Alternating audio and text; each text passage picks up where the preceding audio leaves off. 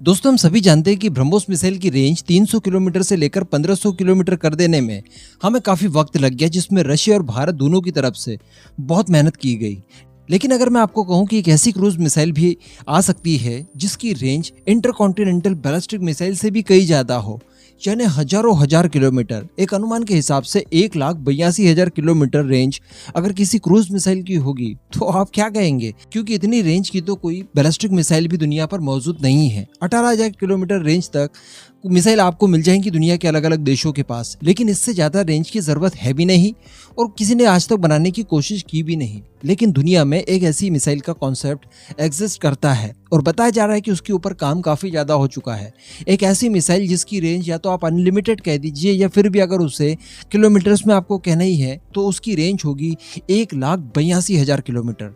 अब ये कौन सी मिसाइल है, कौन सा देश इसे बना रहा है, आइए देखते हैं आगे इस वीडियो में। आप बस वीडियो को एकदम एंड तक देखते हुए चैनल को सब्सक्राइब जरूर कर दीजिएगा। दोस्तों, वीडियो को आगे बढ़ाने से पहले आपसे क्वेश्चन पूछना चाहूंगा। आप सभी जानते हैं कि आज हमारे सबसे आदरणीय, हमारे सबसे महान क्रांतिकारी वीर शहीद भगत सिंह जी की जयंती है।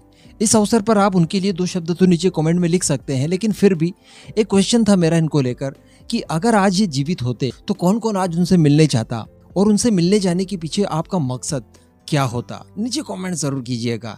चलिए अब हम लोग बात कर लेते हैं एक ऐसी मिसाइल की जिसकी रेंज अनलिमिटेड बताई जाती है, या फिर आप 1,82,000 किलोमीटर इसकी रेंज कह सकते हैं। तो ये मिसाइल कोई और नहीं बल्कि हमारा प्यारा दोस्त रशिया बना रहा है। जी हाँ, रशिया की तरफ से कुछ रिवील किया गया था 2018 में। एक्चुअली व्लादिमीर पुतिन खुद ने कुल 6 तरह के हथियारों का रिवील किया था 2018 में, जिसमें एक ऐसी क्रूज मिसाइल के बारे में बात की गई जिसके अंदर एक ऐसा रैमजेट इंजन लगाया जाएगा जिसे पावर देने के लिए नॉर्मली मिसाइलों वाला फ्यूल नहीं बल्कि न्यूक्लियर फ्यूल डाला जाएगा। जी हाँ, जिस तरह से हमने पुरानी कन्वेंशनल सबमरीन्स को हटाकर उनकी जगह पर न्यूक्लियर पावर्ड सबमरीन्स को लाना उचित समझा है, या फिर अलग अलग नेवल वेसल्स को न्यूक्लियर पावर्ड बनाया जा रहा है, ठीक इसी तरह का कॉन्सेप्ट एक मिसाइल के अंदर लाया गया है। यानी इन्होंने एक ऐसी मिसाइल बनाने की कोशिश की है जिससे दुनिया में कहीं भी आप कितने बार भी अटैक कर दीजिए, कोई पता नहीं चलेगा, कोई बीच में रोक नहीं सकता, और रेंज की तो कोई दिक्कत होगी ही नहीं, क्योंकि इतनी रेंज अगर इसे मिल जाती है तो ये दुनिया के 3 या 4 चक्कर भी काट सकती है पूरी पृथ्वी के अराउंड।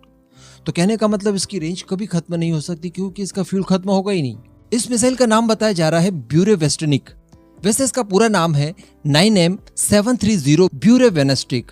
जी हाँ, थोड़ा सा अजीब सा नाम है, मैं बराबर बोल नहीं पा रहा हूँ। तो इस मिसाइल के ऊपर काम करना शुरू किया है रशिया की तरफ से, और रशिया की डिफेंस मिनिस्ट्री के द्वारा बताया गया है कि ये उनके एक स्ट्रैटेजिक वेपन फोर्स का हिस्सा होगी, जिसका इस्तेमाल करके दुनिया का कोई भी एयर डिफेंस सिस्टम तबाह किया जा सकता है, क्योंकि डेफिनेटली इसे कोई रोक पाने में नाकामयाब होगा। इसकी स्पीड ज्यादा होगी, रेंज तो ज्यादा होगी ही होगी, लेकिन चूंकि इसका फ्यूल खत्म होना ही नहीं है, इस वजह से आप इसको स्पीड भी बहुत ज्यादा दिलवा सकते हैं। अब ऑब्वियसली अगर ये न्यूक्लियर पावर्ड मिसाइल है तो इसके परीक्षण जो होंगे वो भी असामान्य होंगे, और इन्हें कर पाना भी एक बहुत ही ज्यादा कॉम्प्लेक्स काम हो सकता है।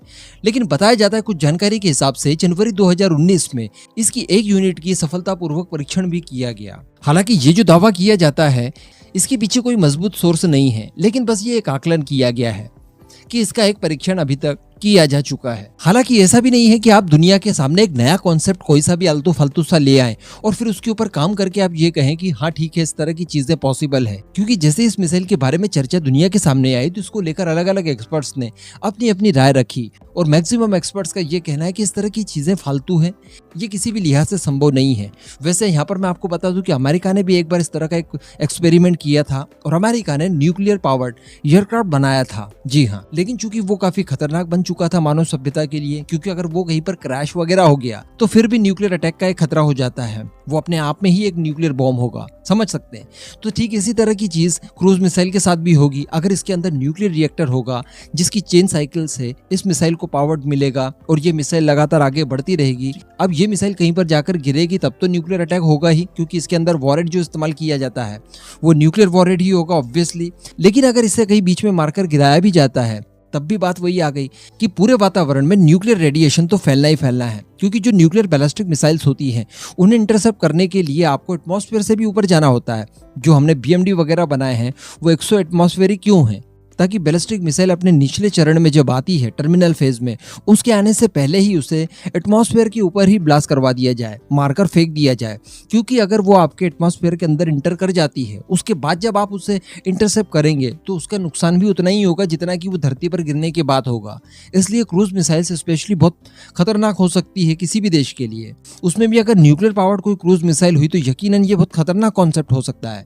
लेकिन क्या ये बन सकता है, क्या ये पॉसिबल है इतने छोटे लेवल पर कोई आप न्यूक्लियर रिएक्टर बना लें जो कि एक मिसाइल को ऊर्जा दे सके? थोड़ा सा असंभव सा टास्क लगता है। लेकिन रशिया चूंकि टेक्नोलॉजी वाइज इतना ज्यादा आगे है तो हो सकता है कि ऐसी किसी चीज के ऊपर वो काम कर रहा हो और उससे सफलता इन फ्यूचर मिल भी जाए। लेकिन वैसे मेरा अपना खुद का भी मानना है कि इतना छोटा न्यूक्लियर रिएक्टर बना पाना बहुत ही ज्यादा मुश्किल होगा, बहुत बहुत ज्यादा।